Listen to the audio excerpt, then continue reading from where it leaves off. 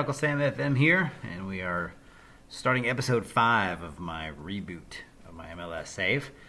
And we'll kind of first look around, see how things are going, and things are obviously going good. As you see our league table here, starting to click. Last few results have been good. Did have that draw against Philadelphia where I played a weakened squad, didn't get anything out of it. The idea was I was trying to play a strengthened squad, a full first team, only 3 days later against Atlanta United, but I lost that one anyway. But team played pretty well, and so it was a really exciting game, back and forth, as you can kind of tell. Garcia actually got us started. We went up 1-0. Then they equalized 5 minutes later and got a penalty a few minutes before the half to go up 2-1. Then I equalized. Then they took the lead back. Then Elise scored in the 70th minute to hopefully, I was hoping you'd get this point, but then Barco scored in the 84th. And he is actually going to be a really good player. He's only 18, and you can look at his attributes, and you can see he's going to be a special player. This is unfortunate for me and for the rest of the league, but and he's a guy he's going to be one of the top 5 players in the league, but could also, play in most European leagues for some of the better teams. So he's a good player, and he had a good game against us. So as we saw in the league, I am first place in the West. Got 34 points, 2 points clear of SKC, Sporting Kansas City, and I'm 8 clear of Vancouver, but they've got 2 games in hand on me, so if they were to get wins in both of those, they would be right there in the thick of the race also. So it is pretty tight right now in the Western Conference. A couple of results go against me, and I could drop. In the East, NYCFC, as happened in my other save, has jumped out in front. They're way out. Atlanta United is hovering right there, and I fully expect by the end of the year they will be right up at the top. But Toronto FC also has a very good team. So those 3 teams, that's a stacked Eastern Conference at the top. So yeah, that takes me into today's game. I will show one. I did make one transaction. Let's see if it shows up in the history. For some reason, trades don't show up in transaction history. Well, it doesn't look like signing players off of waivers do either. And this is where I tried to get Getty on Zalalem on loan, but Arsenal rejected it. I was just short of being able to pay the salary that they were demanding, so could not get him. Might try again in the off season, where I'll be able to offer a little more money, but couldn't get him for now. But I did pick up Tyrone Mears off of waivers. Mears was with Minnesota. They let him go. Obviously, he's got a bit of a history. He played in England for a long time. 17 years ago, he came up with Man City. Obviously, been with Preston, West Ham, Derby, Marseille, and France for a loan spell. Burnley, played a while in Bolton, and then came to MLS in 2015. And he's bounced around. I think in real life he's with Seattle right now, or with Atlanta right now. But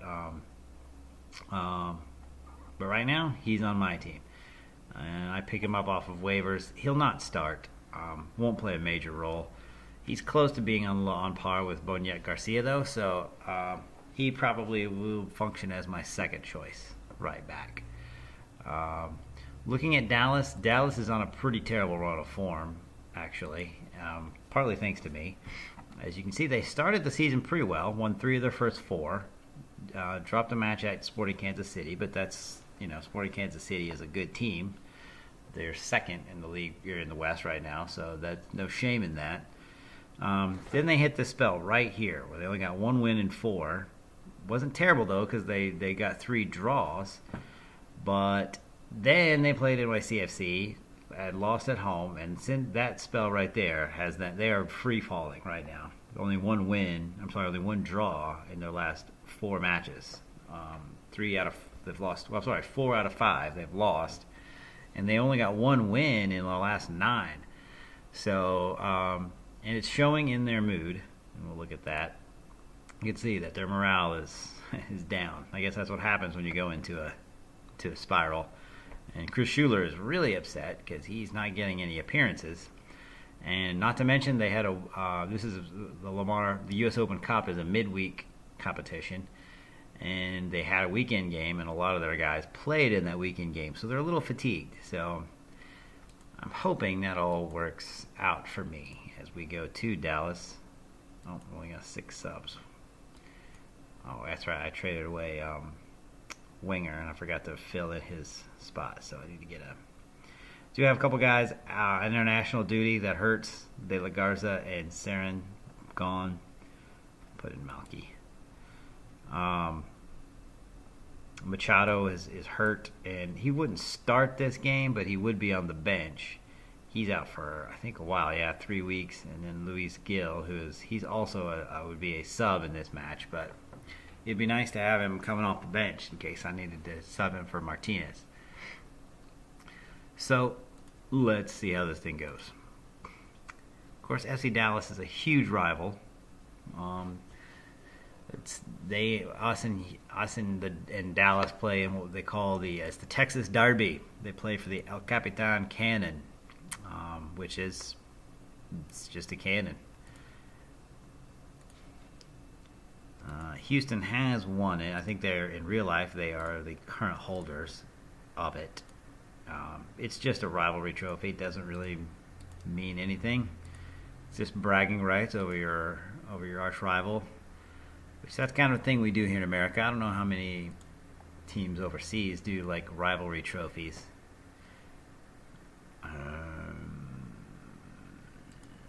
Yeah. So start my regular counter. See how it goes. Yeah, here in America they do, especially in college sports. There's they have all kinds of little trophies with college rivals, and the winner gets to keep the trophy for that year until they play again. And that's kind of how it works at MLS. Our rivalry trophy, and Beasley with a yellow card already. That's not good. Our rivalry trophy is a cannon.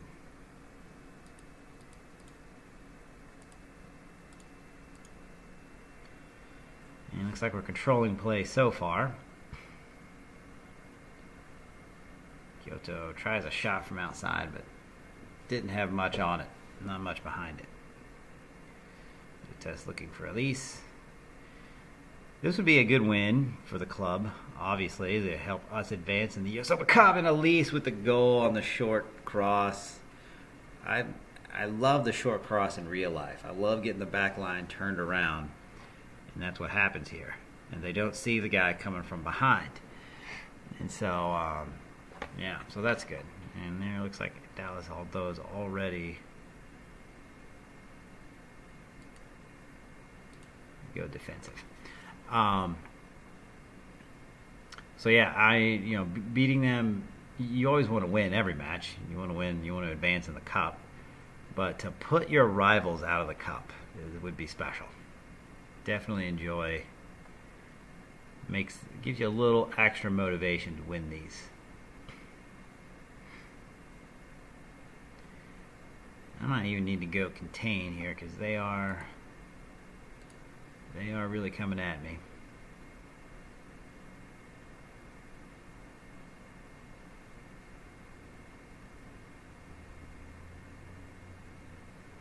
Release to Martinez. Martinez with a shot, and it's wide.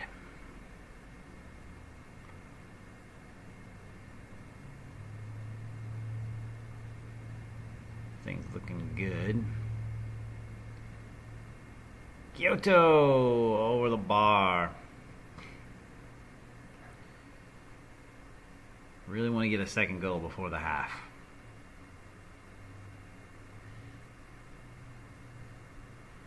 It is to Cannon. Costa to Lima.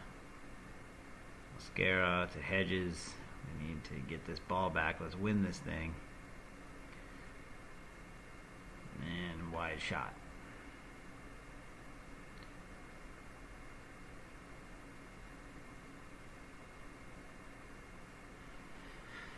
might go defensive, back up to defensive, but then maybe structured. I don't want to over tinker. When I over tinker, it's usually when mistakes happen. And when you're not watching a whole match, it can be hard to identify where things really go wrong.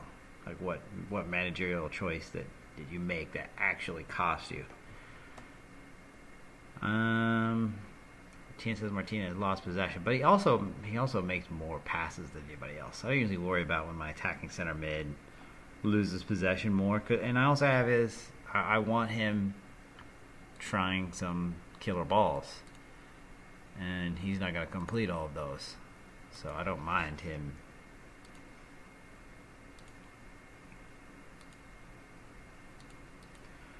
Alright, tell the guys, got what it takes, and let's go try to get try to go kill this thing. By the way, this week, Fumayor, Houston got a win. Who were they playing in real life? The Galaxy, that's right. Big win against Ibra's team, Ibrahimovic, and Fumayor got his first goal as a Dynamo player. And Mimo Rodriguez got the game winner. Headed it in on a set piece, so that was good. Exciting win for the Dynamo. It was LA in real life. They're a good team. They're not what they were back a couple of years ago, a few years ago, back when they had Beckham and all those guys, but they're still one of the most, well, they've got more quality. Comes Martinez to Manotas. Get the fullback overlapping. Martinez with a shot and a save by Gonzalez. Decent save. Might could have had a little more on that finish. We go with the short corner. Short corners is an area where I'd like to see SI make the corners better, right? Because the problem is it'd be really difficult to choreograph corner kicks. Oh, they're going with a 4-2-4, but I'm uncontained, so this should be fine. But it would be like in real life I've got short corner plays that are designed to create chances, and it's just it's offside. Okay. It's one of the advantages of having the offside trap on, even in contain. If your team does it right, they can get that situation. I'm not going to make a sub yet, just in case Dallas does equalize. I like to try to keep my subs in case I want to put in penalty takers during the overtime.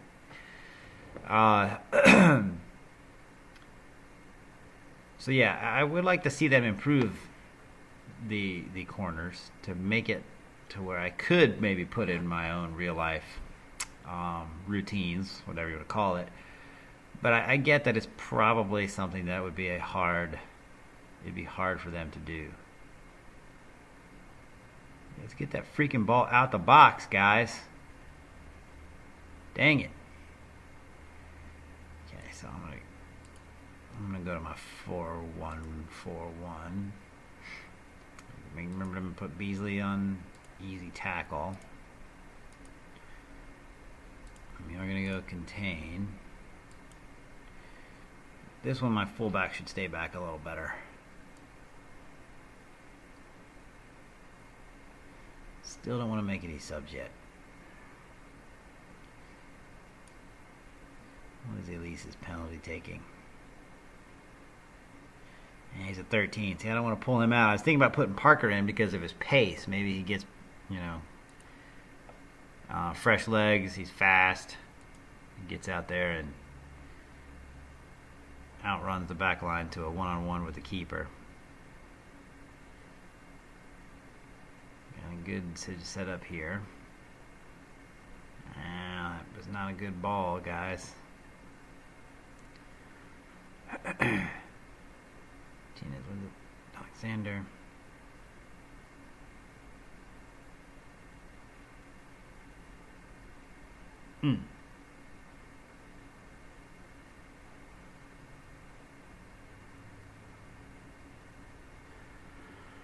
Hang on here. I just stick with the 11 I started with. Ooh, that's bad. Dang it. Oh, thank you, Uriti, for missing that. Oh, nice ball to Kyoto over to the top.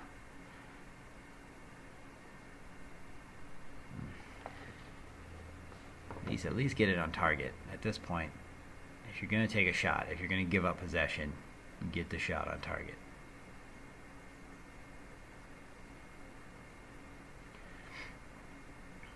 Alright, looks like I'm going to hang on here.